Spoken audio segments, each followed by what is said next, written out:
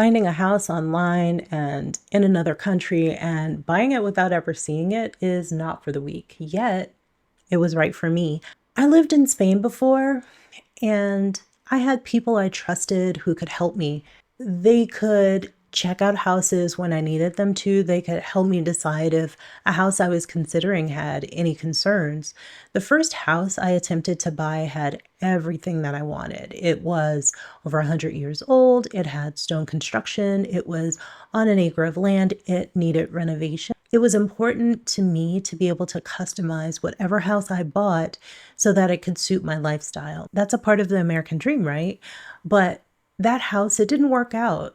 And thankfully it didn't, because that house was trash, absolute garbage. So I bought this caserio instead. Who knew this house would help me overcome some of the myths I used to believe in America? Welcome to my home. This is my foyer. It used to be the dining room. This house used to have a lot of little rooms, just tiny, but it had this big corridor that led to each room. I wanted to open that space up, so we took down 3 walls.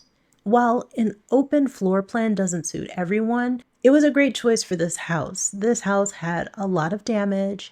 There was water damage, there was woodworm damage that needed repair, and we tried to keep as much of the original home as possible, but we still had to remove the wood floors and the wood windows. Frankly, they both looked like Swiss cheese. They had so many holes. We installed a system under the subfloor that moved the water that passed under the house. We also installed radiant heating. Removing the walls actually helped with the installation of both of these. Opening the space up helped me achieve the space that I'd envisioned. This space was supposed to be cozy and relaxing. I had to overcome the lifestyle I lived in the US. There I was just way too busy. Here the goal was to live intentionally, to spend more time with my family.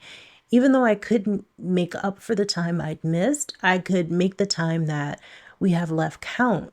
I was determined not to end up in the trap that I was in the States, working a job that paid reasonably well but sucked out all of my life hours. This house, it was originally supposed to be a vacation home. When we lived in the US, we visited Spain quite often. This is where my husband's from. This is where his family is. This is where my family is. When I lost my job, we had to decide what to do. We were growing older, and healthcare had become a really important factor in our lives. Paying into a tax system that provides healthcare for everyone appealed to us. The jobs I was finding that had access to the type of healthcare we wanted, but were with companies that don't align with my values. So we made the decision to move here. Spain's system of healthcare spreads the cost of it amongst the population. And while you end up paying more in taxes, the cost is less overall. Think of it as community pricing. I knew when I bought this house, I wanted to fill it with things that give me joy. So I promised myself that I'd overcome my need to be a consumer.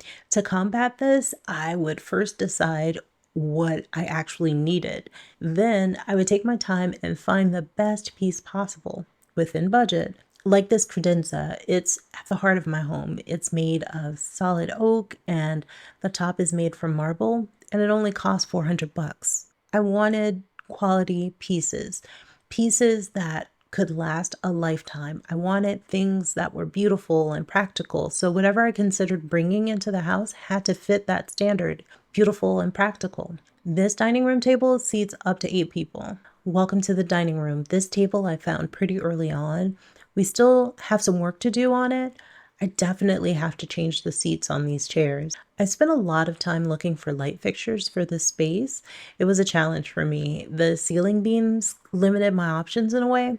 I wanted something that suited the house and recognized the culture of Spain. I bought these lights from a maker in the south of Spain. My neighbor told me that this house is a casa de indiano. On the outside, it doesn't look like one. These houses are built by the people who amassed fortunes in the Americas. Often you'll see a palm tree in the yards of these casonas. Sometimes living here makes me feel like I colonized the colonizers. The people I've met here have been so welcoming. Gaining my residency, it was a process. It took a while and a lot of frustration. But here, access to the American dream feels a bit easier. Living here has opened up so many possibilities. Freedom, healthcare, education, and quality of life are a part of my everyday, and I don't have to go broke to achieve them. Here, I can get my master's degree without dedicating the next 20 years of my life to paying off a student loan. My house in Orlando was cozy, all except the kitchen. It was just too big. I left a cozy couch that I couldn't bring here, so I had to find an even cozier couch for this house. The idea is to be able to curl up as a family and watch a movie together whenever we want. There used to be a wall right here.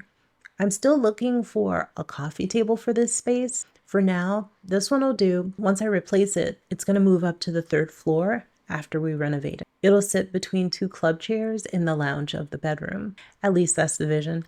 The furniture on the first floor is a mix of antiques and IKEA with a sprinkling of makers from throughout Spain. I had a huge kitchen in Florida and it was just way too much for me, and this IKEA kitchen, it's perfect for my needs. We have a couple of gatherings every year, and this kitchen is enough to support me hosting a function of 20 people. And that's me cooking food from scratch. This was a storage room before. It was really dark, it was dank, but the space that we have now feels really joyful. And instead of me having the typical glass or plastic jars to store pantry items, I use these taros de botica. This way I can store things and leave them out, and it serves as decoration. I'm definitely on the hunt for more of them, so whenever I go out, I look for them in antique shops. Let's go to the first floor. I still struggle with that. I'm used to calling the ground floor the first floor and the first floor the second floor, and at some point I'll figure it out. I have to work on centimeters too. This room has the very best natural light. It's also the warmest in the summer. Until we get our roof replaced, this is where I'll film and edit videos. The room is a tight fit, but it's delightful. We have 2 more bedrooms on this floor and a bedroom that we turned into a closet slash laundry room.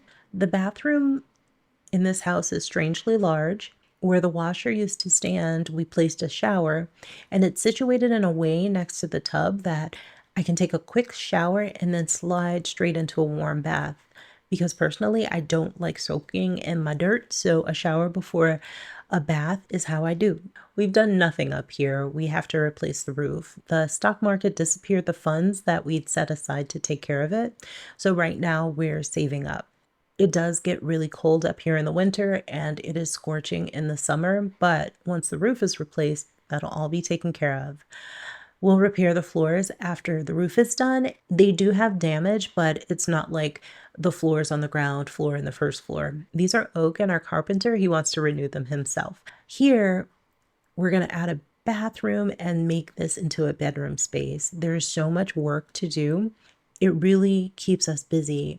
And even though our original plans fell through and we're building up our savings to get things done, the way we're doing it is harder than if we had just found jobs, but it's so much more fulfilling. It'll be a while before everything is done. And we also have a granary that we're going to be converting into a workspace slash warehouse. It'll all come with time. And I want to take you on this journey with me. Actually, I'm surrounded by a lot of people who immigrated to Spain and created their income so that they didn't have to work remotely or find a job within Spain. If you're interested in learning the different ways people have generated income on their own while living here as expats and immigrants, click this button here. We'll see you next time. Okay, bye.